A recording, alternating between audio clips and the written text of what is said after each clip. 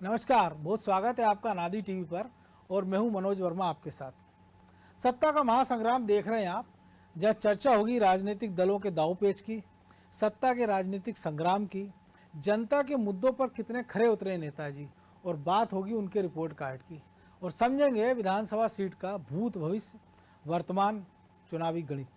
दलों की रणनीति सियासत की बिसात बिछ चुकी है।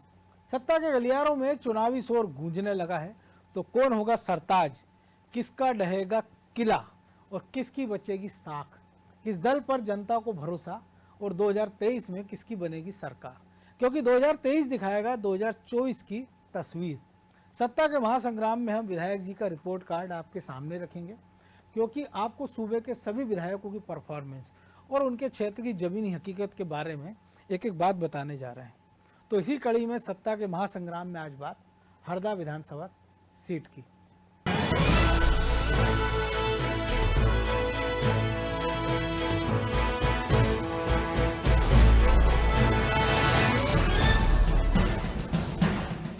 तो मध्य प्रदेश में माहौल चुनावी है, चारों तरफ चुनाव की चर्चा हो रही है और जाहिर है कि कुछ महीने में विधानसभा चुनाव होने हैं। लिहाजा राजनीतिक दलों ने अपनी तैयारियों को और ज्यादा मजबूत करने की कवायद शुरू कर दी है। इस बीच हरदा विधानसभा सीट को लेकर भी सियासी तैयारियां जोरों पर है। इस सीट पर बीजेपी और कांग्रेस के बीच ही मुख्य मुकाबला रहता है। यहाँ उसी पार्टी की जीत होती है जो जनता को साधने में सफल होती है। वैसे तो ज़्यादातर हरदा विधानसभा का भाजपा का गढ़ बना हुआ है, लेकिन यहाँ के मतदाता कभी बीजेपी तो कभी कांग्रेस के उम्मीदवार को जिताते आए हैं। इस सीट पर 7 बार कांग्रेस और 6 बार बीजेपी ने जीत हासिल की है, लेकिन इस बार क्या चाहती है ये जनता, ये जानना बेहद जरूरी है। हम आपको इस क्षेत्र को लेकर सत्ता पक्ष और विपक्ष के क्या दावे हैं ये तो बताएंगे ही, और जनता का इस बार क्या मूड है ये खुद हम आपको वोटर्स की जुबानी आप तक पहुंचाएंगे।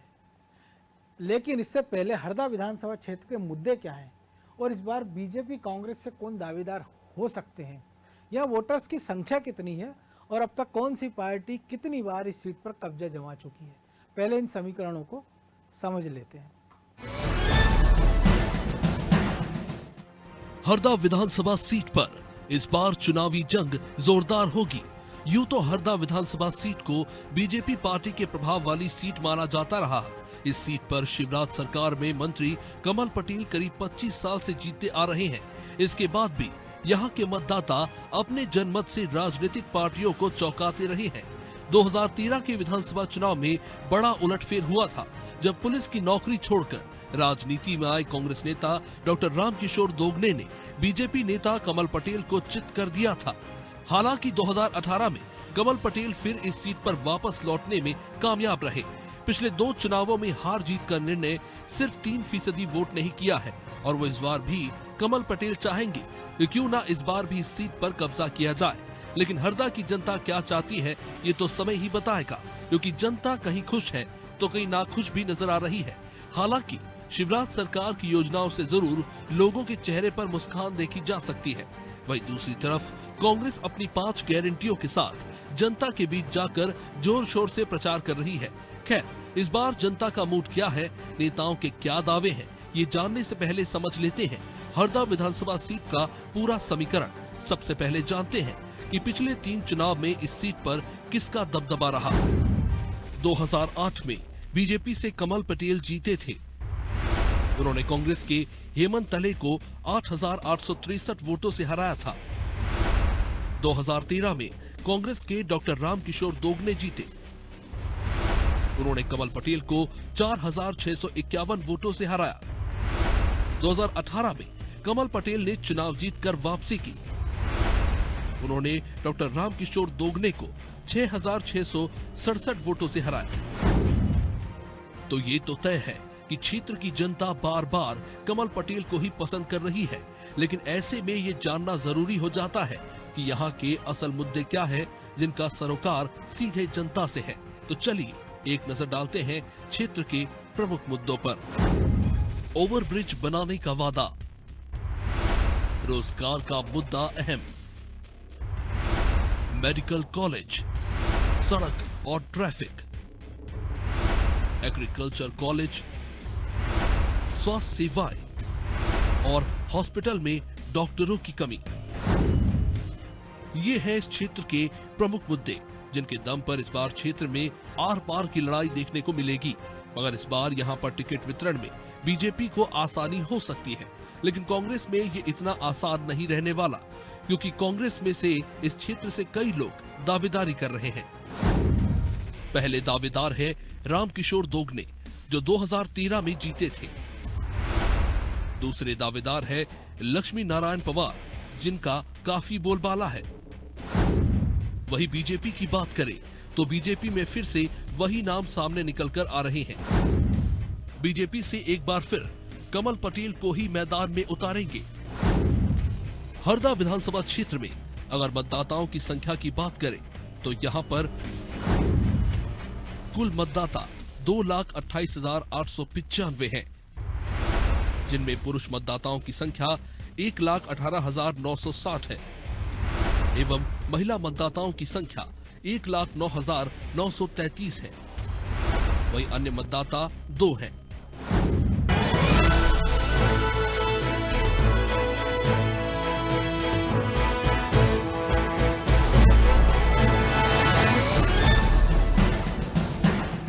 ढाई लाख के करीब ये मतदाता इस बार मोहर लगाएंगे कि कौन से दल का विधायक बनेगा। आखिर जनता के मन में इस बार क्या है, हमने इन्हीं मतदाताओं के बीच जाकर उनके मन की बात टटोलने की पूरी कोशिश की है। क्षेत्र के नेताओं के दावे क्या हैं, हमने 1 to 1 जानकर ये जाना भी है।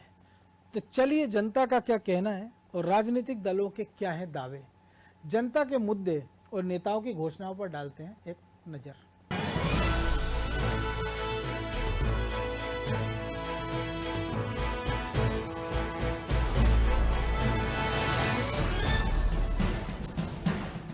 वक्त हम मौजूद हैं मध्य प्रदेश के विधानसभा क्रमांक 135, जो विधानसभा क्रमांक 135 हरदा जिले के नाम से जाना जाता है। ये वही हरदा जिला है जो कृषि प्रधान जिला है। इसे मिनी पंजाब के नाम से भी जाना जाता है। यहाँ पर गेहूं बहुत अधिक मात्रा में होता है और किसानी बहुत अधिक मात्रा में यहाँ किसानी होती है। यहाँ का व्यवसाय भी जो है तो किसानी के ऊपर भी निर्भर होता है। किसान अधिक मात्रा में अपनी फसलों को बोता है और उसी से अपना जो है तो पालन पोषण यहाँ करता है और जितना भी जो व्यवसाय है वो किसानी पर टिका होता है।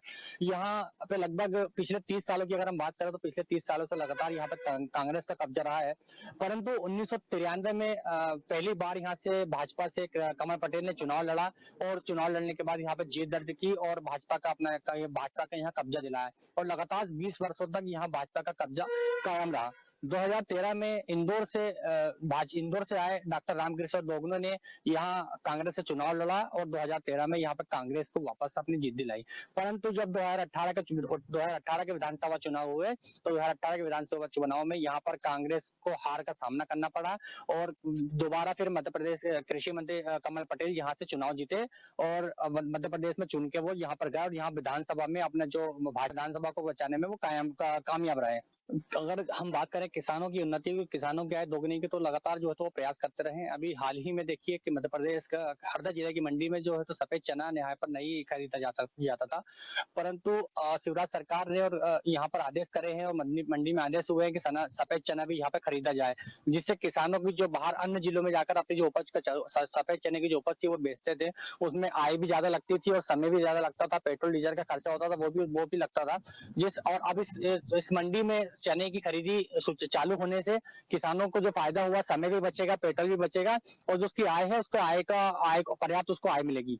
ये हरदा के किसानों के लिए कहीं ना कहीं बहुत अच्छी बात है।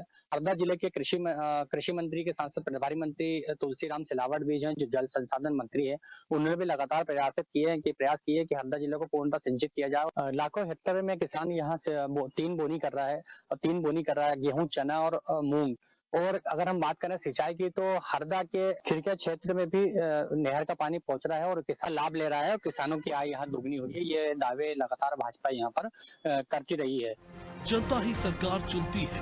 5 साल बाद जनता ही ये फैसला भी सुनाती है कि वो अपने क्षेत्र की जिम्मेदारी किसे देना चाहती है। तो सबसे पहले जनता की इस बार क्या राय है, ये जानना जरूरी है। ओवरब्रिज की बात थी, ओवरब्रिज भी नहीं अभी बना है क्योंकि जाम लगता है हरदा में। युवाओं के लिए रोजगार के अवसर लाना चाहिए। और मेडिकल कॉलेज की बात हुई थी, मेडिकल कॉलेज भी नहीं खुले हैं अभी तो। अभी युवा यहाँ के कहाँ जा रहे हैं? इंदौर या भोपाल ही जा रहे हैं वो लोग तो। मतलब अन्य जिलों में जा रहे हैं? हाँ, बाकी वो हमारे ज़िले में रहना चाहिए। हरदा में रोजगार के साधन हैं? रोजगार के साधन नहीं। सबसे पहले तो रोजगार के अवसर आएंगे तभी उन्नति होगी, क्योंकि यहाँ का युवा बाहर जाके मेहनत कर रहा है। अगर वो अपने ज़िले में बैठ के मेहनत करेगा तो ज़्यादा बेहतर रहेगा। सर हरदा में तो अच्छे काम हुए हैं, बाकी काम तो अच्छे हुए बीजेपी के इसमें।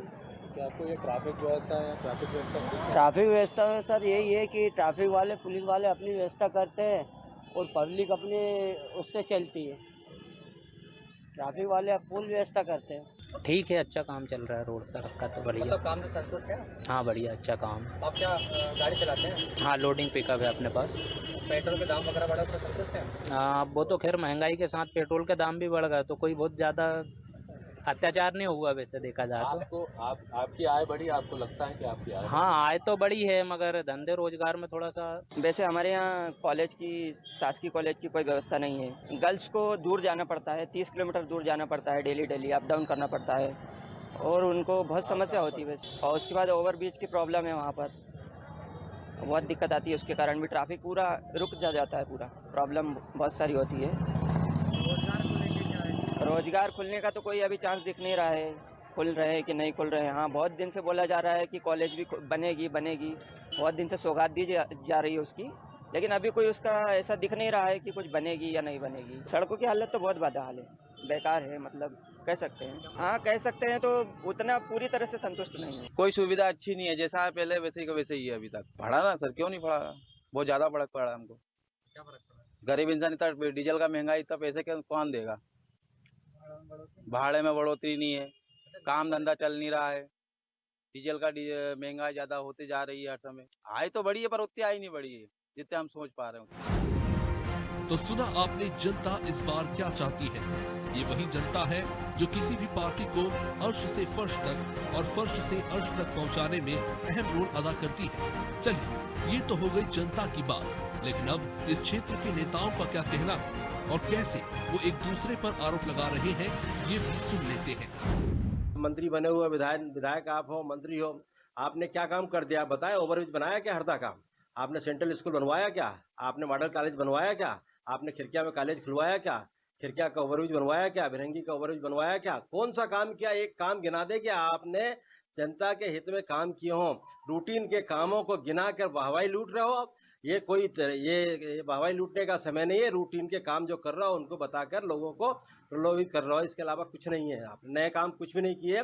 उद्योग धंधे की बात करें, रोजगार की बात करें, कौन सा रोजगार दे दिया लोगों को हरदा में? उद्योग धंधे कौन से खुले? और आपके कारण तो बंद हो गए। यहाँ 2 सोयाबीन प्लांट थे, बंद हो गए। 3 सोयाबीन प्लांट हरदा जिले में थे, बंद हो गए हैं। तो विकास कुछ नहीं किया।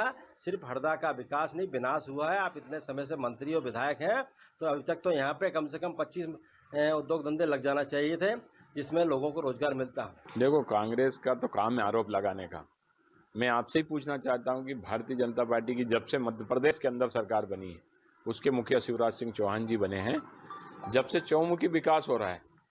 आप पानी की विकास करो तो पानी जो लोगों को पीने के लिए नहीं मिलता था, आज पूरे जिले के अंदर, चाहे वनवासी क्षेत्र हो, चाहे गरीब आदिवासी भाइयों का क्षेत्र हो, हर जगह पानी हो या स्वास्थ्य हो या शिक्षा हो, सब प्रकार की व्यवस्था हो रही है। ये भारतीय जनता पार्टी ही करवा सकती है। कांग्रेस तो झूठा आरोप लगाती है। मैं आपको बताना चाहता हूं कि हरदा जिले के अंदर या तो पूरे मध्य प्रदेश में रोडों का जाल बिछा है। हरदा जिले के अंदर की बात करें तो चौमुखी विकास हुआ है, जहां एक गांव के अंदर से चारों तरफ रोड निकली है। ये भारतीय जनता पार्टी के मुखिया शिवराज सिंह चौहान जी की देन है, हमारे मंत्री कमल पटेल जी और विधायक संजय शाह जी की देन है। दोनों विधायकों के नेतृत्व में हरदा विधानसभा और टिमन्नी विधानसभा में आप शिक्षा से लगाकर जल की व्यवस्था, स्वास्थ्य की व्यवस्था, रोड की व्यवस्था, किसानों के लिए जैसे अभी किसानों के चने और गेहूं तुल रहे, इसके बाद मूंग तुलेंगे, तो ये व्यवस्था भी भारतीय जनता पार्टी की सरकार ने और भारतीय जनता पार्टी के नेताओं ने किया है। पिछली विधानसभाओं में जो भी भाजपा का घोषणा पत्र था और जो भी वादे हुए थे, उसमें से एक भी वादा यहाँ पे पूरा नहीं किया गया है। आज की जो हरदा विधानसभा की स्थिति है वो सबसे दयनीय स्थिति है। न किसानों के लिए यहाँ पानी है, न बिजली है, और चना और गेहूं खरीदी में भारी भ्रष्टाचार हरदा जिले में हो रहा है, और इसको लेके आम जन सब दुखी हैं, किसान पूरे परेशान हैं। ऐसी स्थिति हरदा जिले की है। किसानों का जो ऋण माफ है वो माननीय मंत्री जी ने खुद ने विधानसभा में कबूल किया था। पहली किस्त हमारी 50,000 तक की माफ हो चुकी थी। आने वाले 2023 में फिर हमारी सरकार कांग्रेस की बनती है तो हर किसान का 2 लाख का कर्जा माफ होगा। तख्ता पलट निश्चित होगी। 2023 में माननीय कमलनाथ जी के नेतृत्व में कांग्रेस की सरकार बनेगी और हरदा और टिमरनी दोनों विधानसभा हम जीतेंगे। कांग्रेस को क्या है, कांग्रेस के पास अब कोई मुद्दे नहीं है। हरदा जिले के अंदर कमल पटेल जी ने, माननीय हमारे मंत्री हैं कृषि मंत्री जी ने, इतना काम किया है। जब से हरदा बना उन्हीं के दायित्व, उन्हीं के अनुसार, उनके संघर्ष से हरदा जिले को दायित्व मिला था हरदा जिला बनने का।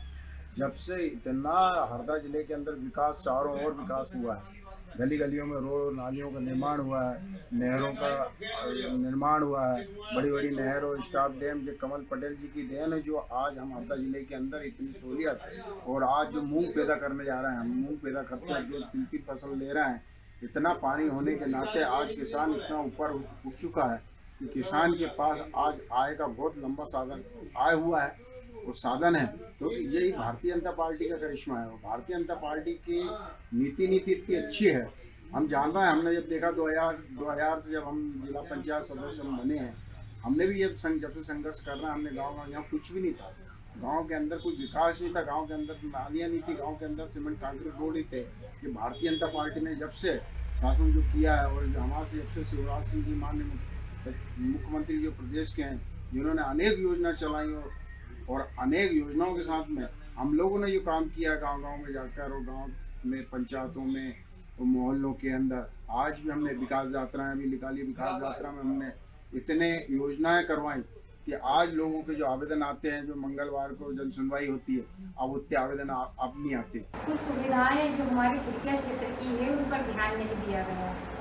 हमारे खिड़किया क्षेत्र का युवा बेरोजगार है। यहाँ पर कोई भी ऐसा औद्योगिक धंधा नहीं है जिससे युवाओं को रोजगार प्राप्त हो सके। और शासकीय कॉलेज हमें एक सपना दिखने लगा और मनरेगा जैसी योजनाओं को ठप किया जा रहा है, जिससे हमारे क्षेत्र का जो मजदूर वर्ग है दूसरे प्रदेशों की ओर पलायन कर रहा है। और वनांचल क्षेत्रों में देखा जाए तो पक्की सड़कें नहीं हैं, पुल नहीं है, पुलियाएँ नहीं हैं, जिसके कारण जो आदिवासी भाई हैं उनका बारिश में खिड़किया में आना जाना, आवागमन दुर्लभ हो रहा है। शिक्षा के क्षेत्र में देखा जाए तो ज़्यादातर स्कूलों में रेगुलर टीचर नहीं है, अतिथि शिक्षक स्कूल चला रहे हैं। एक ही कक्ष में 4-4 कक्षाएं लग रही हैं। बिजली पानी की बहुत ज़्यादा समस्याएं हैं। और खिड़किया की जो मूल समस्याएं थी, जैसे कि ओवरब्रिज, बाईपास, बस स्टैंड, शासकीय कॉलेज, ये सब एक सपना दिखाने जैसा हमें लगने लगा है। और दूसरा, हर गांव में जो अवैध शराब की बिक्री हो रही है, इस पर रोक लगनी चाहिए। इससे नई युवा पीढ़ी को गलत संस्कार मिल रहे हैं। गरीबों को सरकार की योजनाओं से जोड़ने का काम हो, ये सब काम नगर पालिका परिषद हरदा ने पूरे विश्वास के साथ किए थे। और नगर में सबसे बड़ा काम जो हुआ था वो आपसी समन्वय, आपसी भाईचारा, आपसी विश्वास और आपस में एक मत होकर के काम करने की जो हमने कार्यशैली विकसित की थी, उससे नगर हरदा हृदय नगर में आ गया था। किसी प्रकार का कोई भेदभाव जनता के बीच में नहीं था, किसी प्रकार का कोई मनमुटाव पार्षदों के बीच में नहीं था। सबका लक्ष्य मात्र एक था कि हरदा नगर का विकास हो, विकास हो और विकास हो। और उसमें हमने सफलता प्राप्त की है। नगर पालिका के जो महत्वपूर्ण जो काम होते हैं, सफाई, पीने के पानी की व्यवस्था, स्ट्रीट लाइट की व्यवस्था और जनकल्याणकारी योजनाओं को जन जन तक पहुंचाना, उसके लिए हरदा नगर पालिका ने एक बड़ा प्रयोग किया था। पहले जनकल्याणकारी योजनाएं अलग अलग विभागों में बटी हुई थी। मेरे अध्यक्ष बनने के बाद सर्वप्रथम मैंने जन कल्याणकारी कक्ष ही बना दिया। एक बड़ा हाल था, उसमें जन कल्याणकारी कक्ष उसका नाम रखा और उसमें एक ही जगह पर सभी योजनाओं का लाभ देने के लिए अधिकारियों को नियुक्त कर दिया था कि जनता को जीना चढ़ करके कमरे दर कमरे भटकना नहीं पड़े, सीधे नगर पालिका में घुसते से पहला जो बड़ा हाल मिलता उसी में उसकी पूरी योजनाओं की जानकारी मिल जाएगी, फॉर्म जमा हो जाएंगे, वहीं से योजना संचालित हो जाएगी। उसका जनता को बहुत बड़ा फायदा हुआ। हमने जनता का मूड भी जाना, नेताओं के दावे भी देखे, क्षेत्र का पूरा समीकरण भी समझा, लेकिन इस बार क्षेत्र की जनता कहीं खुश है तो कहीं नाखुश भी नजर आ रही है। ऐसे में देखना ये होगा कि हरदा विधानसभा में बीजेपी अपना वर्चस्व कायम रख पाती है या फिर कांग्रेस बीजेपी का किला भेदने में फिर सफल होती है। जी हाँ, ये तो तय है कि जिस तरह के समीकरण बन रहे हैं, ऐसे में इसी साल के अंत में होने वाले विधानसभा चुनाव बेहद दिलचस्प होने वाले हैं, क्योंकि सत्ता के महासंग्राम को तो हर कोई जीतना चाहता है, लेकिन जनता का मन पढ़ पाना इतना भी आसान नहीं है। फिलहाल के लिए मुझे दीजिए इजाजत, फिर मिलते हैं सत्ता के महासंग्राम में किसी दूसरी विधानसभा की जानकारी के साथ। नमस्कार।